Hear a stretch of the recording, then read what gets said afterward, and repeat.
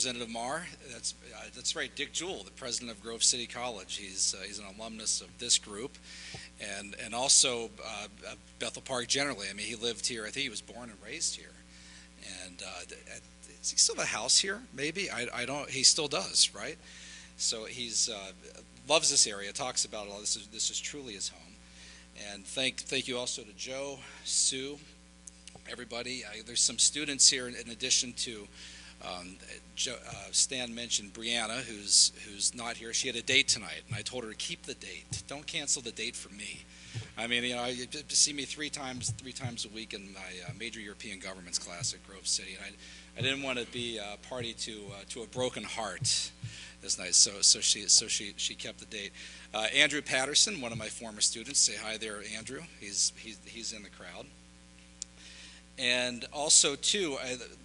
Just thanks as well to Representative Saccone, not only for sponsoring the 1863 150th anniversary of Lincoln's proclamation, but he's also sponsored a year of the Bible in Pennsylvania. And we were talking over there at the book table, and he had mentioned that he read my book, God and Ronald Reagan, and I talked in there. Ronald Reagan had a year of the Bible, 1983, and so I flattered myself. I said, "Did you get the idea from my book?" And he said, "No, I didn't get the idea from your book." But it was when Ronald Reagan did that in 1983, he was ridiculed for it. But the people who hated it the most were the folks running the Soviet Union. That's who hated it the most, and it provided a huge inspiration to people who were in the Soviet Gulag who were locked up because they dared to read the Bible. So if you've got certain people, Representative Saccone, that you're making angry about that, you're making the right people angry. I assure you. And also too, as well, I think Joe said 5 people from the school board. Thank you for what you do. You are really in the trenches. In fact, everyone in this room is in the trenches. I write about politics. You guys do politics. So I appreciate what you do. Congressman Murphy as well. His message about be united, not divided. And that's really the essence of Ronald Reagan's conservatism. Reagan sought to unite the Republican Party and America, and Reagan Democrats, you've got a lot of them in this area, sought to unite them around his principles and his ideas of Reagan conservatism. So I'm going to talk to you tonight about that. What is a Reagan conservative? It's a question I get asked all the time. I'll speak for about a half an hour. If I go too long, just give me this. I've got 30 pages here, by the way. I could do this for 9 or 10 hours. You're gonna have to shut me up. But if you do a Google search on the words Reagan conservative, it yields 30,400,000 hits. So everybody seems to have an opinion of what is a Reagan conservative, and most conservatives tend to say that they are Reagan conservatives, right? But what exactly is that? And I think one of the reasons why you've got so many Republicans in particular who are constantly claiming that they're Reagan conservatives is because they like to have Reagan's political success. I mean, think about that. In 1980, he goes against an incumbent Democratic president, and he won 44 out of 50 states against an incumbent. In 1984, he's reelected with 49 out of 50 states. He won Pennsylvania twice. Imagine that, Republican. Won New Jersey twice. Won California. Won Massachusetts. Won everything in 1984, with the exception of his challenger, Walter Mondale's home state of Minnesota. And if not for, as Vin Weber says, about 3,000 people from a cemetery in northwestern Minnesota voting last minute, probably would have won that too, but won 49 out of 50. And compare that to Barack Obama was reelected with 26 states that he won. So a bare majority. Reagan 49, Obama 26. So it doesn't happen very often. So they would like to emulate that success. Get this, Reagan's electoral college margin of victory in 1984 was 525 to 13. So there was no need to recount Florida in that election. Combined electoral college victory in the two elections for Reagan, 1,014 to 62. Now consider too what a great success he was. You go prior to Reagan, Jimmy Carter serves one term. and then he loses 44 out of 50 states.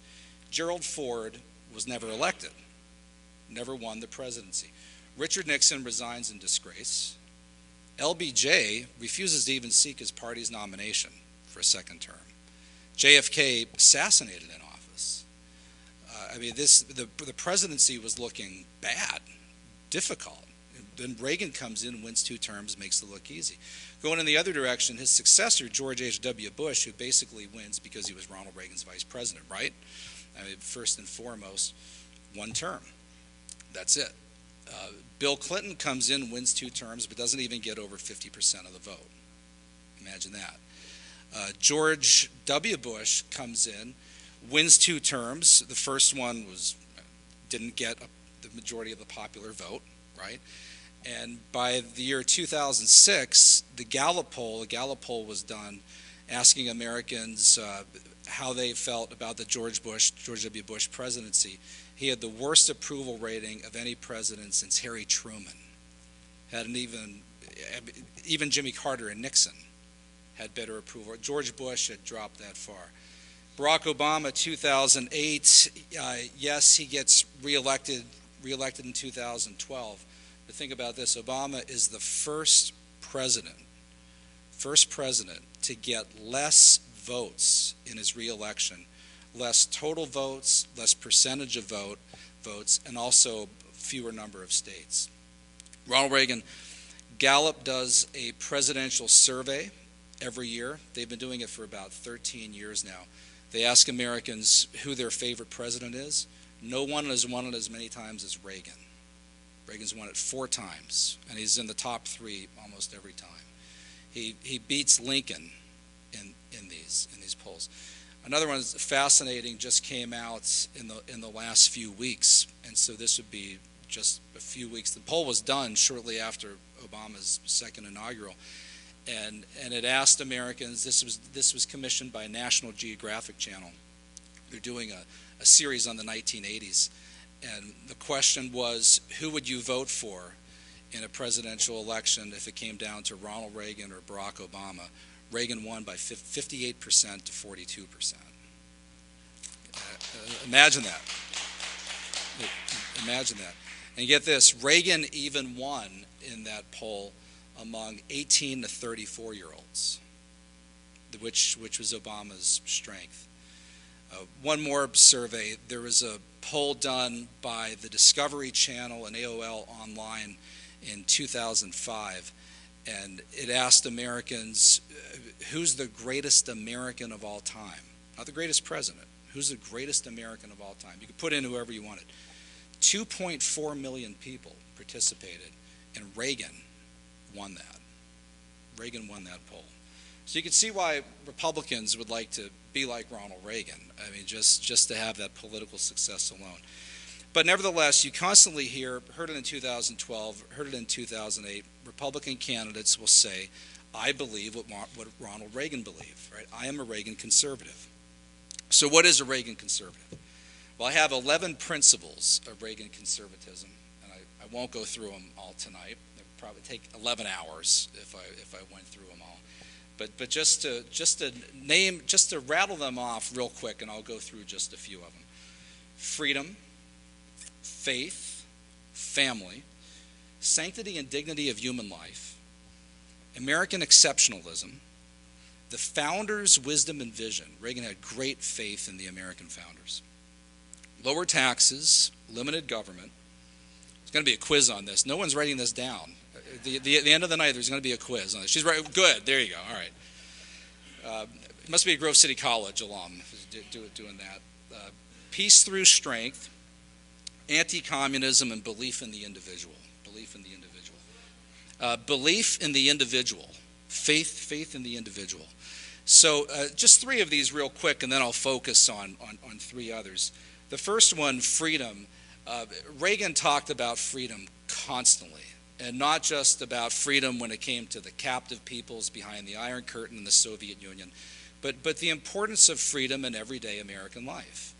And you don't hear that enough, or at least when you do, and you'll often hear conservatives use the word freedom almost like a one-word mantra for conservatism, but it's not always articulated as well as Reagan explained it. Reagan was really good at that, at explaining these concepts.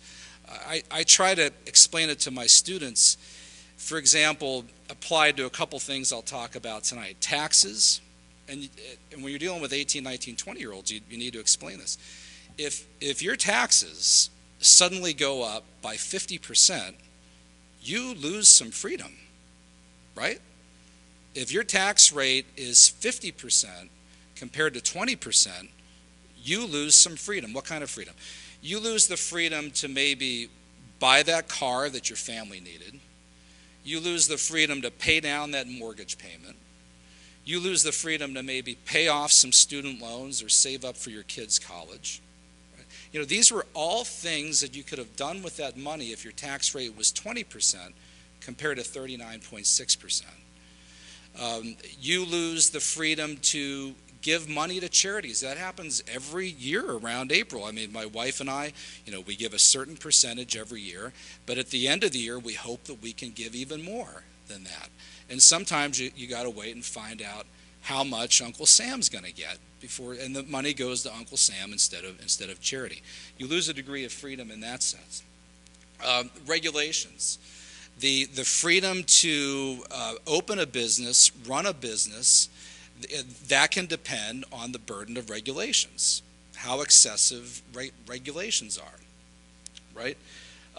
Other forms of this, the ability to school your children in the way that you'd like to school them. We have friends who were recently helping out a family from Germany who came to the United States just to homeschool their children because they can't do it in Germany. All right, and they had to go back. And we homeschool our kids. There are people in America that are trying to make that illegal. And there are people in this country who, if they could, would ban private schools too, if they could. Would ban religious education, if they could. The second faith, Reagan talked about the twin beacons of faith and freedom. And it's not enough just to have freedom. I mean, freedom alone without faith can be license. It can be vice. Freedom alone without faith can be Las Vegas rather than the city of God. Right? You need the two together. You need faith as an anchor to freedom. If everybody was just free to do everything that they wanted to at any time, you would have a lot of disorder in society.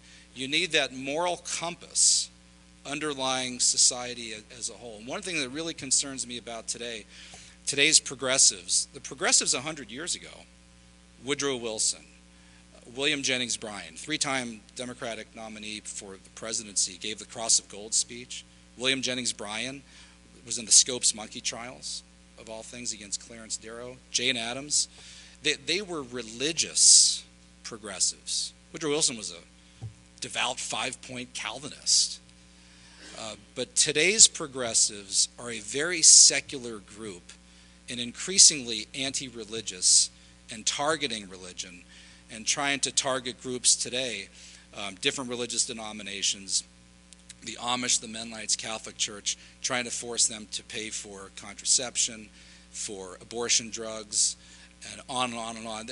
Believe me, it's going to reach a point where they're going to try to do like they've done in Denmark and the Netherlands. They're going to try to force churches to do and at least honor gay marriages as well. So that's coming in this country. Sanctity and dignity of human life. Reagan said we have to protect the unborn child. The first and most fundamental of all freedoms is the right to life. If you don't have the right to life, then you don't have religious rights. If you don't have the freedom to live, then you don't have religious freedom. You don't have freedom of the press. You don't have freedom of assembly. You don't have freedom of speech, nothing else. I mean, everything starts with protecting the sanctity and dignity of human life. All right, so those are 3 that just went through quickly, but I want to focus a little bit more here on 3 others. Family, taxes, and limited government. because I think that these are among the most timely and relevant to what you're dealing with and what you're going to have to face in this culture and country today. The first of these, family. Ronald Reagan said that there's nothing more foundational in society than the family. He came from a family of four. His brother was Neil. Neil was a couple years younger. Father was Jack Reagan. Mother was Nell Reagan. And Ronald Reagan and his brother Neil referred to the parents as Jack and Nell.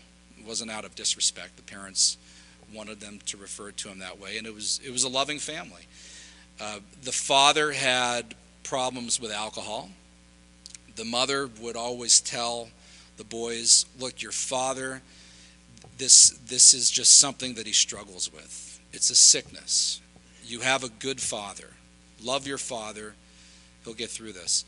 Father had sort of the gift of gab. He was the storyteller. He was the idealist. Reagan got his idealism, the idea that he could change the country from the malaise of the 1970s, that he could take down the Soviet Union. He got that sort of crazy idealism from his father. From his mother, who was of the opposite faith of the father. The father was a Catholic, mother was Protestant, Disciples of Christ denomination.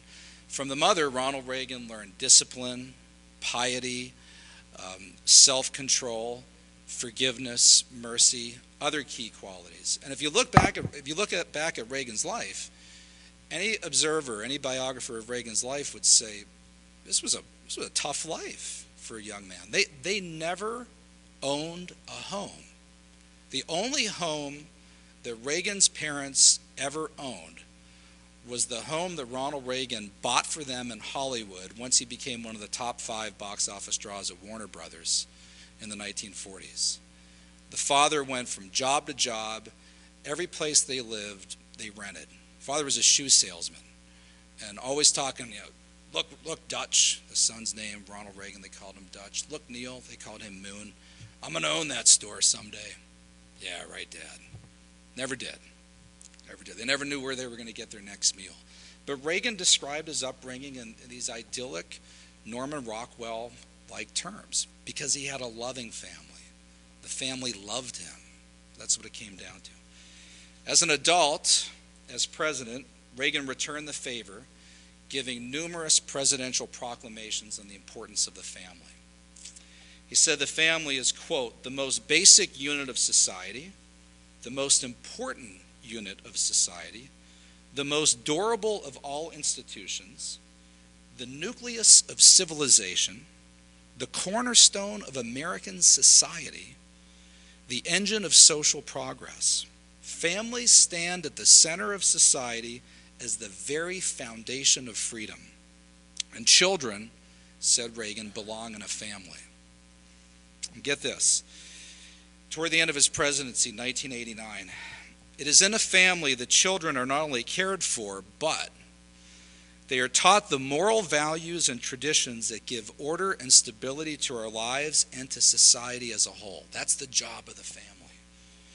It was more important than ever that American families affirm an older and more lasting set of values.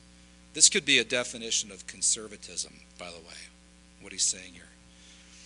Reagan insisted that it is up to families, quote, to preserve and pass on to each succeeding generation the values that we share and cherish.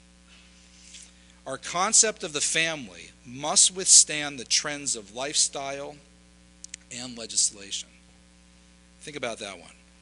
Our concept of the family must withstand the trends of lifestyle and legislation. And this one, January 12, 1989, this is Reagan, one of Reagan's final presidential proclamations before he left the White House. We must teach youngsters the beauty of the loving, lifelong relationship between husband and wife that is marriage. The loving, lifelong relationship between husband and wife that is marriage. Reagan's daughter, Patty Reagan, came out a few weeks ago and says that she believes that her father, if he was alive today, would support gay marriage, or as she put it, wouldn't stand in the way of gay marriage. Look, it was Reagan never addressed the subject, for the record. No one in his day addressed the subject. Democrat, Republican, conservative, liberal, progressive, radical, moderate, anybody in those years who would have come out in support of gay marriage would have been hauled off to a lunatic asylum as a public menace. It was unthinkable. It was absolutely unthinkable in those days.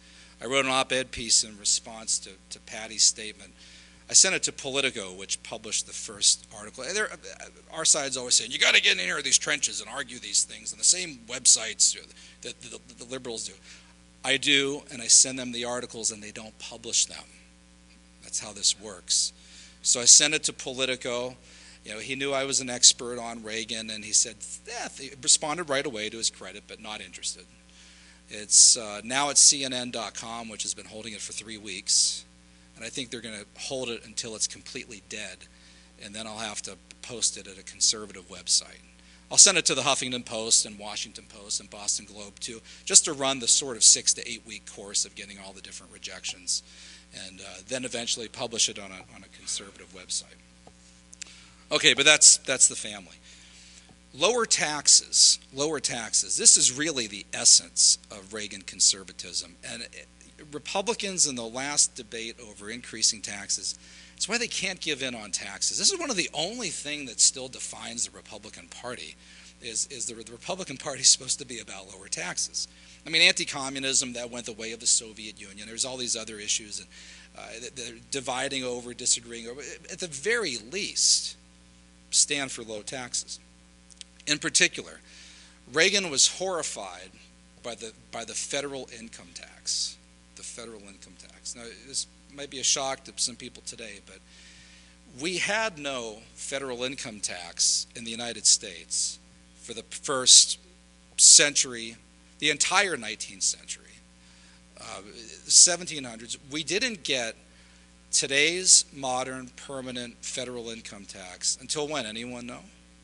1913. This is a good group. 1913.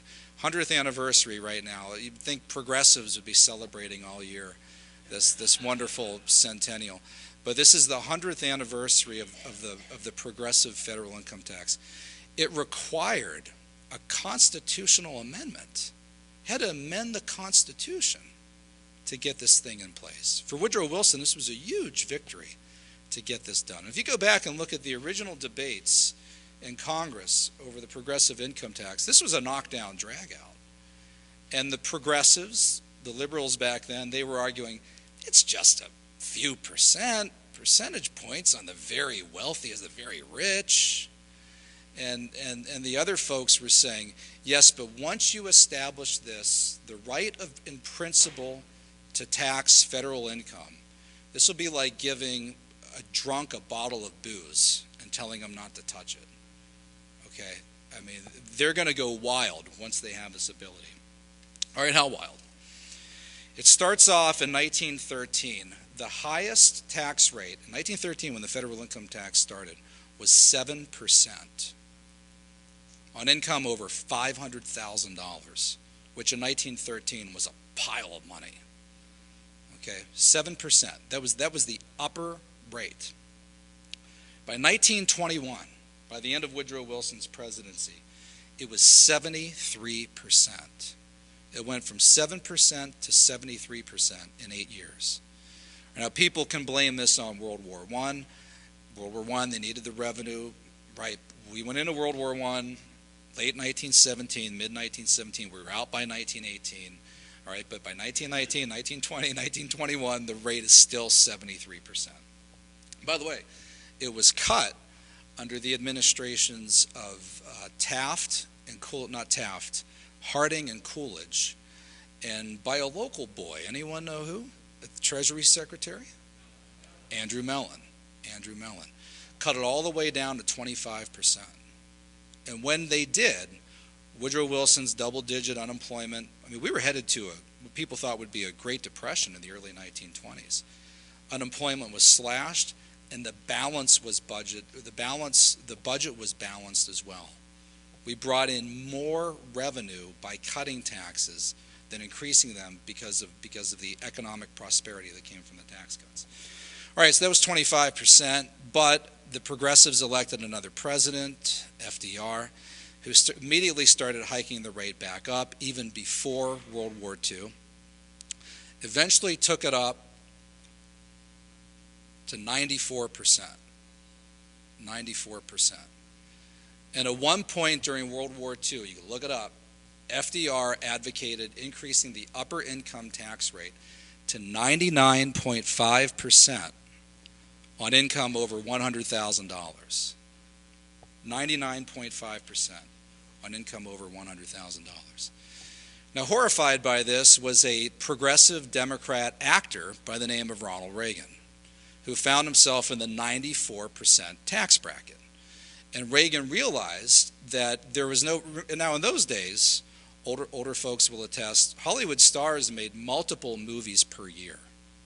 They didn't make one mega movie every 2 or 3 years. They made numerous movies every year. Some of the top actors and actresses, Olivia de Havilland, Errol Flynn, who Ronald Reagan starred with, Santa Fe Trail, they made multiple movies. So Reagan, after making 1 or 2 movies, would find himself in the 94% rate. And guess what he figured out? Why should I do that extra movie if I'm only going to get 6% out of every dollar from this? And Reagan learned that when he decided not to make those movies, he wasn't hurt because he was rich. Who was hurt? The cafeteria ladies at Warner Brothers Studio, the cameramen, the union folks, the blue-collar folks, the folks who weren't in the 94% tax bracket. They were hurt by this. Now, eventually, that tax rate is brought down only to 70%. Ronald Reagan, at this point, is in the process of leaving the Democratic Party. Famously said, "I didn't leave the Democratic Party left me." Is elected president, inaugurated January 1981, and August 13th, 1981, he signed the Economic Recovery Act, where he did the exact opposite thing that President Obama and the Democratic Congress did when they came in and they faced a recession. He slashed income tax rates, cut the upper rate from 70% eventually down to 28%. By the way, Reagan used to often say that the progressive income tax is right out of the Communist Manifesto by Karl Marx. And the first time I heard that, I thought, well, he's exaggerating. That's kind of, must be hyperbole, Reagan kind of, right-wing, anti-communist, etc. So I actually looked it up. And point 2, in Karl Marx's 10-point plan in the Communist Manifesto, right after point 1, abolition of private property, point 2 is a graduated or progressive income tax. And that was 1848. Point 3, by the way, is abolishing all rights of inheritance. Abolishing all rights of inheritance. And you want to know another limit on freedom? The inheritance tax, the estate tax. When somebody, after their entire lives, saves a bunch of money that's already been taxed, and then the government, when you die, comes in and says, well, we'll take 28% of that, please, right? Or 40% or 50% or whatever it is. And also the states as well. We'll take a little bit of that too. Sure, no problem. I'm very worried right now about what happened in Cyprus, in the EU, where they want to take tax money from people's savings. And you might think that that would never happen here in the United States. I'll tell you what, you give Obama the class warfare pulpit to get up there, and I mean, what difference is there between saying Warren Buffett doesn't need this much per year? Then the logical next step is, Bill Gates, he doesn't need $10 billion. What does he need $10 billion for? Come on, what's he going to do with $10 billion? They already take it in his estate tax, in his inheritance tax. All they got to do is make that argument, and you'd have, within weeks, huge numbers of American liberals and progressives out there on websites and blogs on a crusade to tax people's savings. All you got to do is say it. They'll fall right in line. Fully expect it. Especially when they say, what, $10 billion? Come on, that money could go to education for children, for the elderly, for the schools, to fill this budget deficit, right? Boy, are you greedy. What do you need $10 billion for? Or $1 million or whatever. So Ronald Reagan comes in, cuts the tax rate from 70%, eventually all the way down to 28%. And they also simplified the tax code. When Reagan came in 1981, there were over a dozen tax brackets. And by the time he was finished, 1988, 1989, there were two. The rates were 28% and 15%. That's it. Liberals said during the tax debate about a year or two ago that, you probably heard it, I always have to answer all these mythologies that are created. I can never just stop and talk about it. But they were saying that Ronald Reagan increased taxes too. He did a number of times, a handful of times, 1982, 1984, excise tax on gasoline, and he always did in exchange for promises by Democrats who controlled Congress to cut spending. In fact, one of them called for $1 in tax increases for every $3 in spending cuts, and it was never honored. However, and this is key, Ronald Reagan never budged on income tax rates. All right, those were cut, and they kept them low. The results of this, I'll just give a few here. How well did this work? 92 consecutive months of economic growth followed the Reagan tax cuts in the recession of 1982. 92 consecutive months of economic growth. That's the longest economic recovery ever in the United States. Second longest was 58 months. 92 months. All right, chronic unemployment, double-digit inflation, interest rates. The people who lived through this in the 1970s, what do we call that in the 1970s? Malaise. What else? M word. Misery index. Interest rates got up to 20%. Inflation was 13%. Unemployment was 10%. All of these things came down under Reagan. Inflation got as low as 1.9% by 1986. Poverty rate dropped. The Dow Jones Industrial Average, which in real terms, from 1967 to 82, decade and a half before Reagan and the effect of the tax cuts, had dropped by 70%, tripled from 1983 to 1989. Tripled. Also, telecom, computer industries, this stuff started in the 1980s. Al Gore didn't invent this stuff. All right, this stuff was taking root in the 1980s. And get this, contrary to liberal demonology, women, blacks, and other minorities did extremely well. All right, listen to some of these numbers. Real income for a median black family, you need the median, not the mean. The median is the number right smack in the middle. You can't use mean when you use economic data because the people who make a lot more money kind of pull that number up. So you have to use the median number. Real income for a median black family had dropped 11% from 1977-82. It dropped by 11%. From 1982 to 89, coming out of the recession, it rose by 17%. Get this. In the 1980s, there was a 40% jump in the number of black households earning $50,000 a year or more. 40% jump. Black unemployment, which is increasing significantly under Obama and is terrible, fell faster than white unemployment in the 1980s. The number of black-owned businesses in the 1980s increased by almost 40%, while the number of blacks who enrolled in college increased by 30% compared to the number of whites in college, which increased by only 6%. And this is straight up data. No one's massaging these numbers. I give you the exact same data almost for Hispanics. For women, liberals love to emphasize the income gap between men and women, right? Under Reagan, women went from earning 60 cents for every dollar a man earned to 71 cents. Didn't draw even, but from 60 to 71. Employment for women and median earnings both outpaced male counterparts, and so did the number of women enrolled in college as well. Homelessness. You guys remember this, right? People who lived through it. It's crazy, wasn't it? I mean, they were saying that Reagan invented homelessness and on and on. Do you remember Mitch Snyder? You remember Mitch Snyder, the homeless advocate, activist?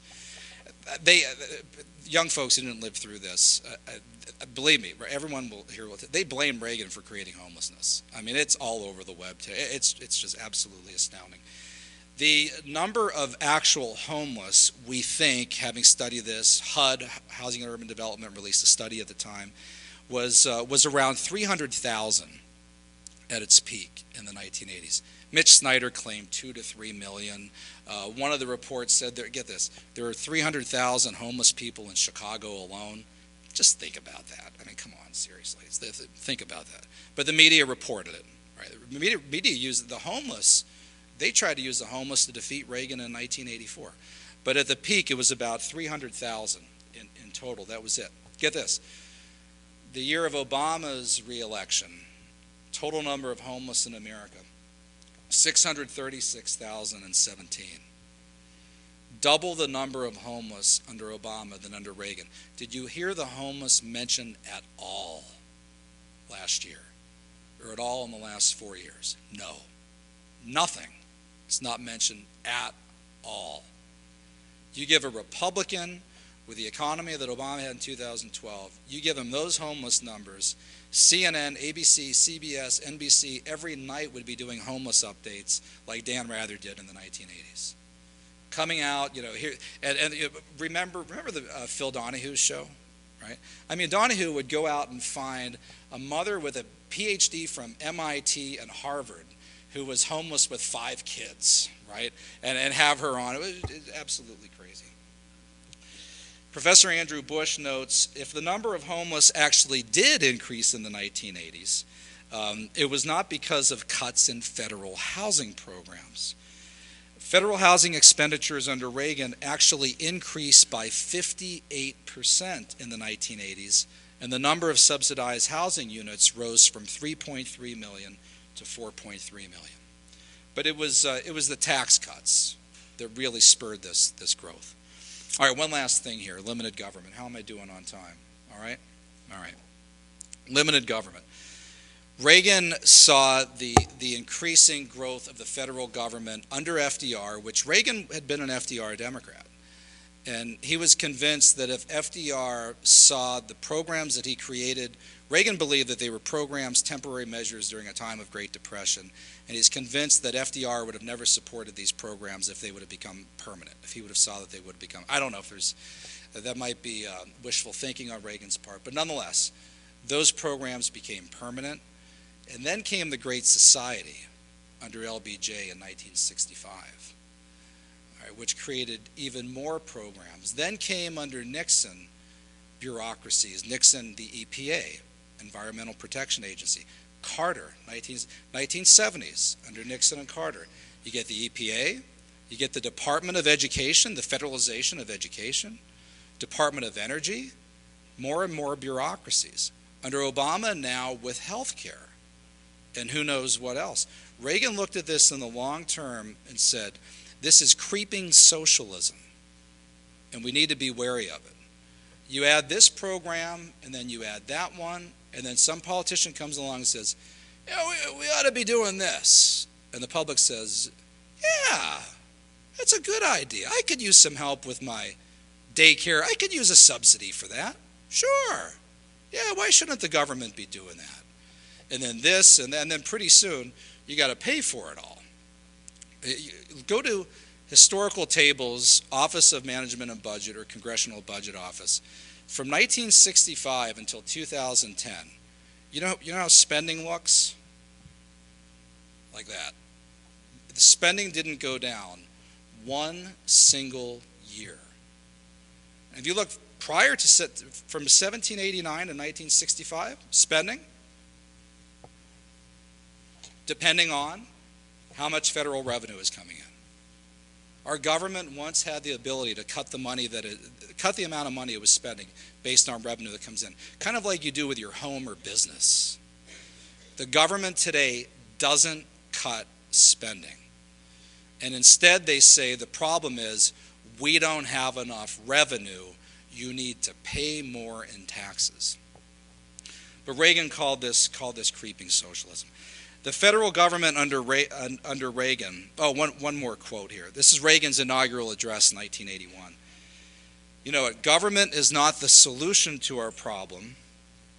Government is the problem. Government is the problem. Oh, the other one I like. Yeah. The only guarantee of eternal life on this planet is a government bureaucracy. That's a good one. But government is not the solution to our problem. Government is the problem. Here's Obama's inaugural in 2009. The federal government is the only entity left with the resources to jolt our economy back into life. It is only government that can break the vicious cycle where lost jobs lead to people spending less money, which leads to even more layoffs.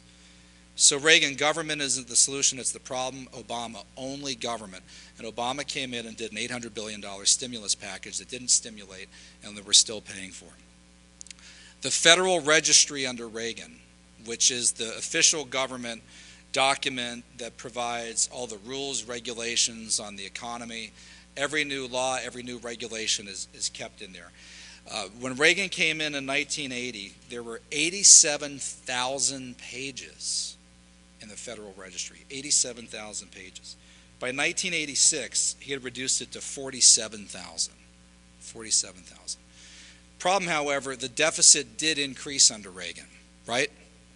It did. It did. It went from $79 billion to $153 billion. Reagan didn't invent deficits. Okay, he inherited a $79 billion deficit. But the reason for those deficits, very simple, spending. It wasn't because of the tax cuts. The total federal revenue under Reagan went from $600 billion in 1981 to $1 trillion in 1989. It did exactly what the tax cuts did under Andrew Mellon and Coolidge and Harding in the 1920s. Revenue went up. The problem was that spending far outpaced tax revenues. They spent too much money. Now, even then, the total budget deficit, it was 2.7% of GDP in 1980. It was 2.8% in 1989 because the economy had grown so much during that period. But the spending problem, spending was, you had Democrats controlled Congress and they wouldn't stop social spending. And on Reagan's side, Reagan didn't want to cut defense spending. And that's because they were trying to drive the Soviets into the ground, bankrupt the Soviet Union, and win the Cold War, which, by the way, they did. Lou Cannon, Reagan's biographer, official biographer, not official biographer, but he said you have to look at the Reagan deficits in the 1980s as wartime deficits because they broke the back of the Soviet Union. And then, once the Soviet Union literally no longer existed, what could Bill Clinton do in the 1990s? Cut the defense budget in half. Saves about, $150 billion a year. Economy grows. I mean, so he had a Republican Congress, held the line on spending. What Reagan did in the 1980s made possible the balanced budgets in the 1990s. But liberals don't want to learn that lesson. All right? They want to instead argue that the Reagan tax cuts created the budget deficits. Because liberals, progressives, they don't want to cut taxes. They can't cut taxes because taxes are the mother's milk of the government that they want to grow.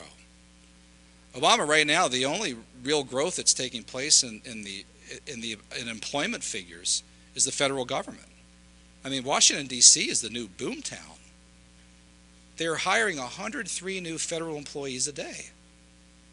They can't have tax cuts. Tax cuts is how they grow their government class. Grow their government class, and then the real key here, unionize it. Unionize it. Mitt Romney talked about 47%. I'll give you a 47 number. 47 million Americans on food stamps. Actually, it's higher than that now. The Boston Globe said the Tsarnaev brothers who did the Boston Marathon bombing were on welfare. I mean, you get 50 million people collecting food stamps. You get real unemployment about 16%. You get the huge number of people that are getting on government, that are now going to depend on government for their health care. You get a new generation of Americans out there led by Sandra Fluck of Georgetown that are saying that it is a natural right, it is a basic human right, it is a constitutional right and a basic civil liberty to have taxpayers pay for your contraception. I mean, pretty soon you're going to have all these Americans depending on the government for their health care. They are creating this massive government class. This is devastating if they don't turn this around in 4 or 8 years. Or maybe we reach a point, 2020, 2030, where we have something like a winter of discontent that the Brits had in 1978-79, and you finally get a Margaret Thatcher to change this around. Maybe you got to become like Greece, and our debt to GDP ratio is already there. Maybe we have to hit that. And then whoever the Republican is who comes in and does that can get called a fascist and a Nazi and a bigot and everything else. And they'll be protesting that Republican's funeral like the British left did Margaret Thatcher's. All right, in conclusion, I got to wrap up here. How does this relate to you folks as Bethel Park Republicans, as conservatives? Well, Joe said it in his intro. Principles. Ronald Reagan had principles. I listed 11 conservative principles that made up Reagan conservatism. He was convinced of these principles, and he did them in the face of the worst accusations you could possibly imagine. He wasn't afraid to stand up for principle, for what he believed in. Be not afraid, right? I would tell you all that. Be not afraid. And more than that, Reagan saw the Republican Party as not perfect, but as the best vehicle to drive conservatism into the White House. So he wasn't going to do a third party. He said we have to make a better Republican Party and use that in order to get to the White House and change things and enact those principles. I think you should too. Make America, as Reagan called it, a shining city upon a hill, the last best place on earth, as he put it. And one final quote here. Reagan said this in 1977 to CPAC in February 1977, right after Jimmy Carter had been elected. Richard Nixon had resigned in disgrace. Gerald Ford couldn't even win a term. Republican Party was completely shot. Reagan stands before CPAC. Everybody's depressed. And he says this, "We can do it in America. I have seen the conservative future, and it works." And it works. Total optimism. Total optimism. And indeed, he got to the White House and showed exactly that it can work. It can work. Thank you very much.